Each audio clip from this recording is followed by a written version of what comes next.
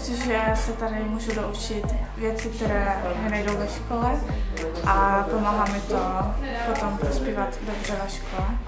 Chodím tady od 9. třídy, to jsou asi 3 roky, na matematiku, angličtinu a češtinu.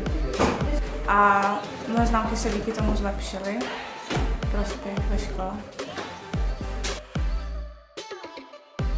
Jako ta výuka, ten styl výuky, to je zábavnou formou a lépe se mi to potom pamatuje, to si se potřebuji naučit.